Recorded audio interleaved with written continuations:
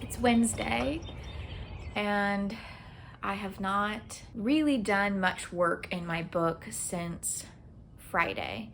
I've had little bits and pieces of inspiration pop into my head and I've captured that, but I've not sat down and had dedicated writing time with my book, and that's because I've just been trying to recalibrate after Alex and I went to that show last Thursday night. And I've also had a lot going on in my life. I have had a lot of needing to help family members, and we had some home repair work that needed to be taken care of. And so I've been taking care of that, and really I've just been trying to recover. And now that it's Wednesday, I feel like I'm finally in a place of calm, and I feel like I'm finding that balance again. So perhaps I will work on my book today, perhaps not, but I wanted to bring you along anyway, because part of being a writer is balancing writing with living. For a long time before I figured that out, I really I neglected other areas of my life for my art. And for a while, it was fine. It didn't feel good, but I was locked into this mindset that I had to prioritize my writing over everything else. And it got to a point where I stopped living my life, and I didn't even get good writing done. That's the thing. I would sit down with the intention to write, but then I would avoid my writing. I would do everything but write. I would watch YouTube. I would read. I would do writing adjacent tasks, and I would convince myself that it was still writing, even though it wasn't. And it came to a point where I was burnt out, and I realized I'm spending so much time trying to write and neglecting everything else in my life, and I'm left with nothing. So I've had to unlearn a lot of the toxic mindset around writing. So many people say that in order to be a writer, you have to write every day. And I can't do that. But does that mean I'm not a writer? No, of course not. I think being a writer is more about your perspective on the world and an innate desire to capture that world in words. And that can look different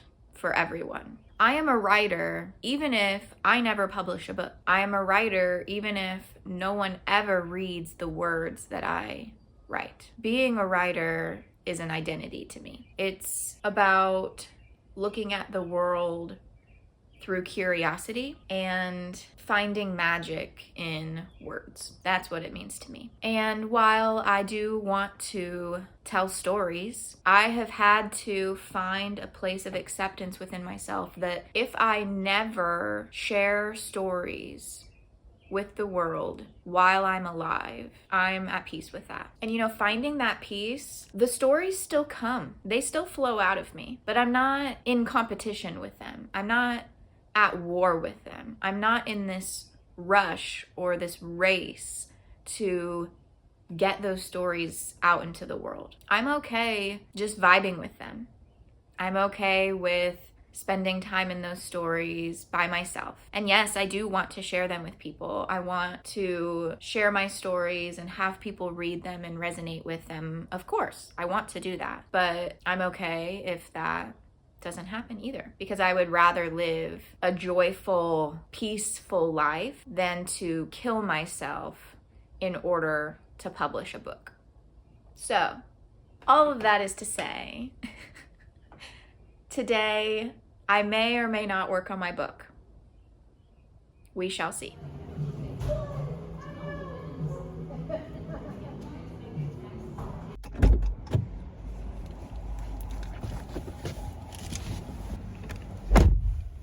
So I went to the coffee shop on my lunch break, and while I did not work on my outline, I did luxuriate in the book world. That's something that I do on days when I don't feel like writing. I will still, in the back of my head, exist in my book world, and I'll just enjoy the atmosphere, I guess. While I was in the coffee shop, I scrolled around on Pinterest. I'll show you what my current Pinterest board for this project looks like. I'm calling this project Another Happily Ever After, and it's very cottagecore, garden, slow and soft. It's very character driven. It's not plot heavy at all. It's very much focused on my two main characters, Josephine and Henry, and their individual character arcs and their romance. It's set in a small town. Josephine is the gardener at an inn,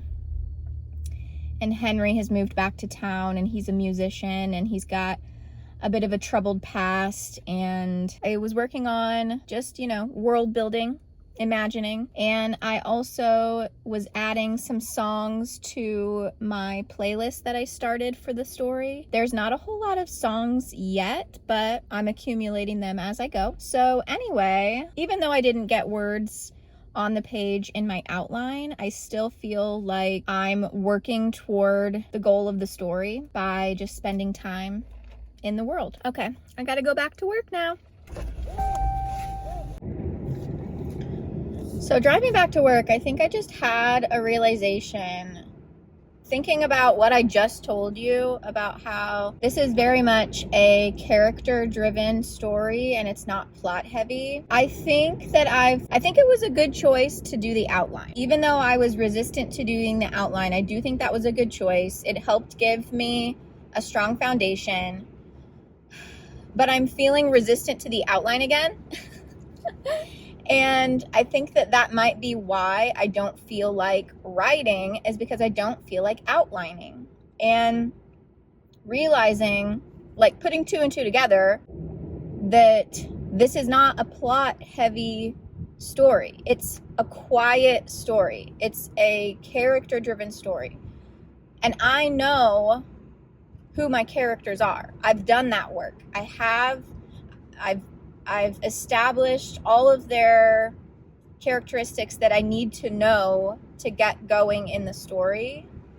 So I think what I want to do is put a pin in the outline and actually start putting my characters in scene. And maybe this will be a mistake, and maybe later on I'll say, ooh, that was a bad choice. I needed to stick with the outline. I don't know.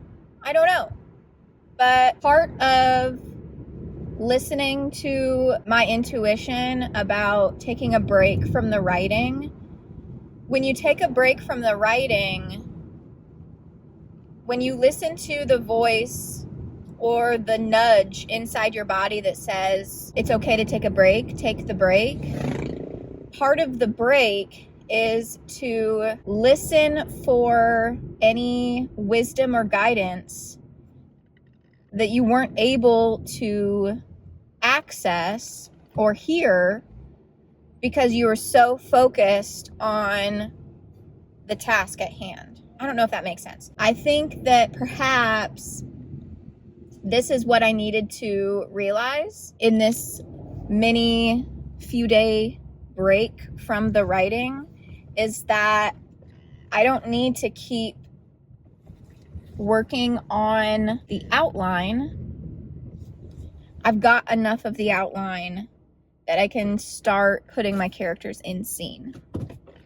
I did a lot of editing work this morning. My morning was so full of editing. It was just nonstop. But I've hit a bit of a lull, and so I think I have time today to perhaps get into scene. I wasn't expecting, when I started this vlog this morning, I was not expecting to write at all. But the reason why you take breaks is so you can break through. And maybe this is my breakthrough. I'm heading home now, finished up my work day, and I just had the most lovely writing session. It makes me so happy.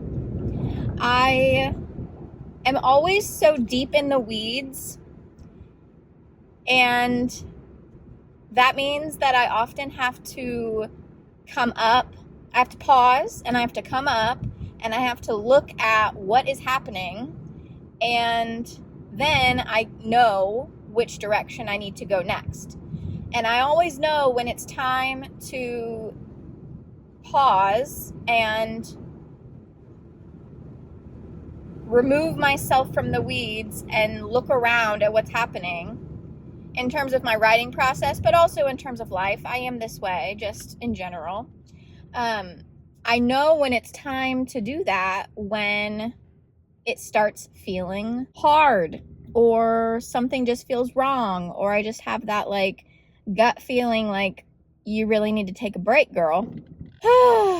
But it's funny because no matter how often I have to do this process of being in the weeds, coming up for air, paying attention to what's happening around me, no matter how many times I do that, it's like I forget that that's my process. It's weird. And so every time I have like a realization, or I'm able to see what's going on, when I have those moments, they just feel amazing. Like it feels like I just uncovered, wow, it's really trafficky.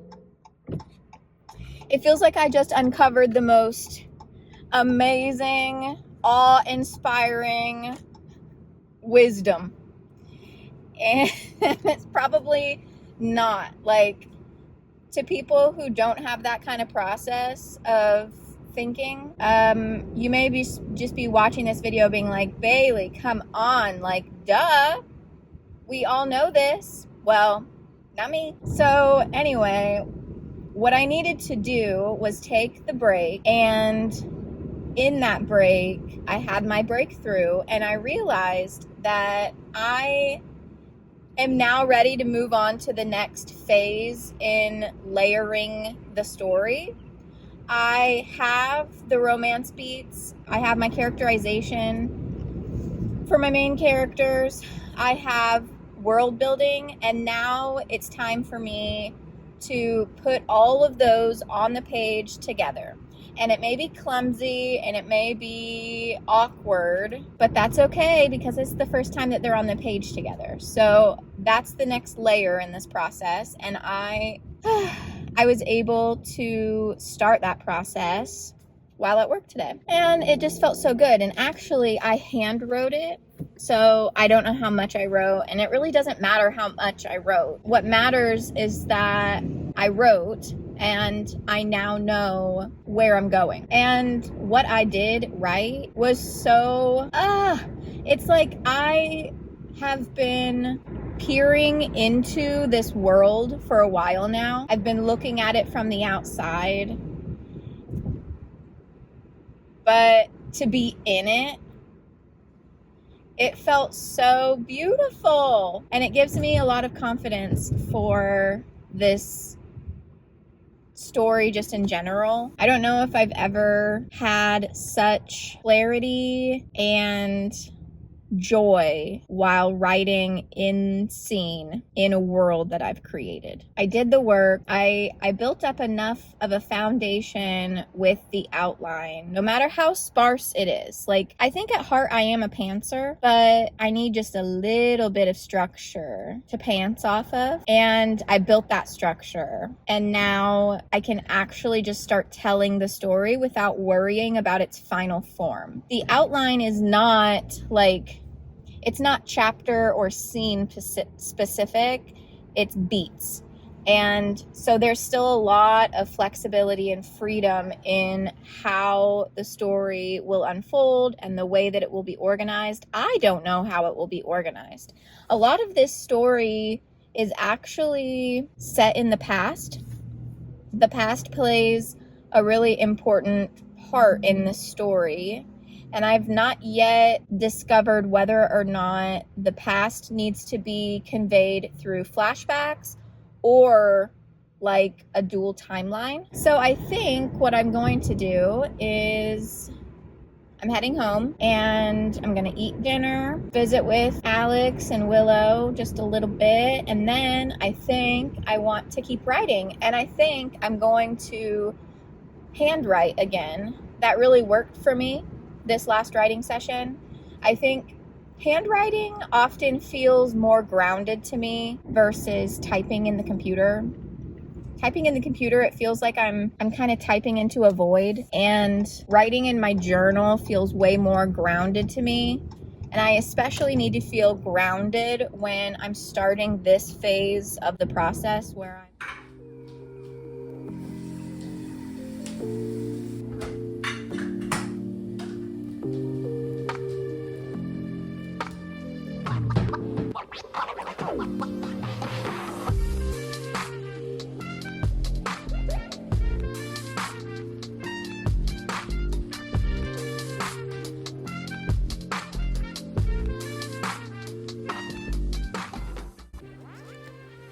If you're feeling like you don't want to write your book, there is a reason, even if you don't see it right now. Take a break, fill the well, move your body. The reason will come to you, and then you'll know how to proceed. This is a part of the process. Trust in that process. Relax in the process. The process is meant to have ebbs and flows, fluctuating seasons of joy, confusion, discomfort, and doubt. Embrace it all. Pay attention to which season you're in and respond accordingly. And be nice to yourself.